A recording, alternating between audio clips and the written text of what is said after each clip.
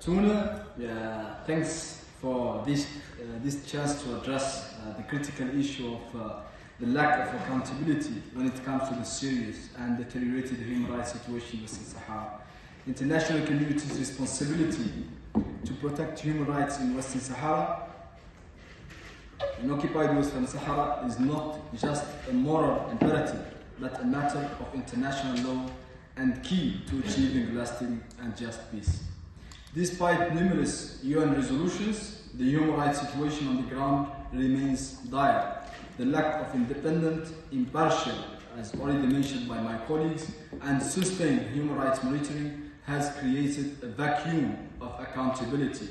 Morocco, as the occupying power, has been widely documented by organizations such as Human Rights Watch, Amnesty International, among others, for its systematic repression of the Sahrawi human rights defenders and particularly pro-self-determination activists, creating an environment of fear and converting the Western Sahara in a big prison.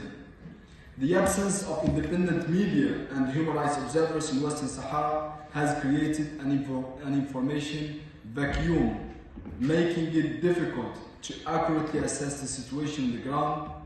The Moroccan government tight control over the information flow means that the international community is often unaware of the full extent of the human rights violations occurring in this occupied territory.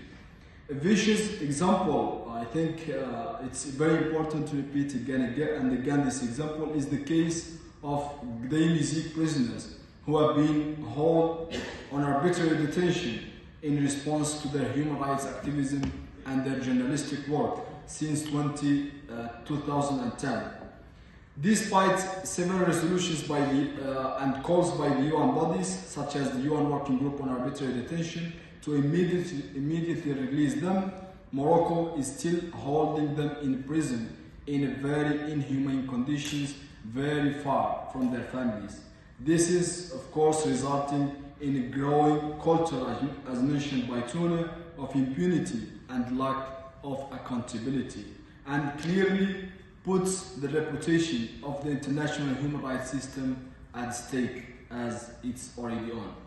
I wanted here to appreciate the initiative, speaking about the Gdeimizi prisoners and human rights defenders, the initiative of colleagues and friends of frontline defenders dedicating this year Visibility for Protection calendar to the Gdeimizi prisoners. You can see this calendar also online in the Frontline Defenders website.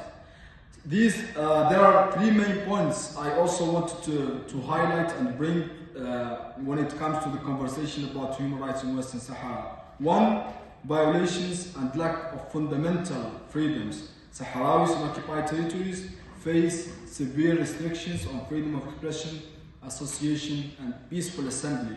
Protests are often violently dispersed, as you can see in photos and videos scarcely coming from this territory. Activists and human rights defenders are harassed, intimidated, and imprisoned on questionable charges after unfair trials. Two, lack of oversight, which is very important also. The UN peacekeeping mission in Western Sahara, known as MINURSO, remains the only modern UN mission without a human rights mandate. It's really a shame. This prevents effective on-the-ground reporting and allows violations to continue with the total impunity.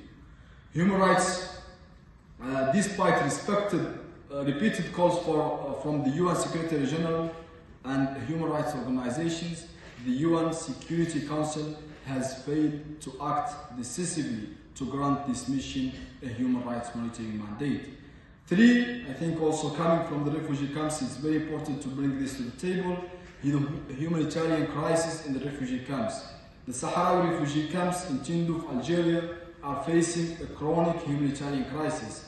Decades of displacement have led to high rates of malnutrition and anemia, as noted by the UN agencies in the ground. This situation requires more than just a humanitarian assistance and aid. It demands a political solution that respects the Sahrawi rights to self-determination and, of course, their right to return. The international community, particularly the UN Security Council, has a clear responsibility to act. This is not about taking sides in a political dispute. It's about upholding the universal principles of human rights that are the foundation of the UN Charter. To conclude, we urge the UN and the international community to take the following steps. 1. Grant a human rights mandate to MINURSO and ensure access to the UN human rights bodies to the territory. 2. Pressure Morocco to allow access to journalists and observers, ensuring full accountability. 3. Protect human rights defenders in occupied Western Sahara. And 4. Respond to the humanitarian emergency in the Sahrawi refugee camps. Finally, despite the sense of desperation, cruelty and injustice, we will continue the struggle until we fulfill our legitimate desires for freedom, dignity and justice. I thank you, moderator.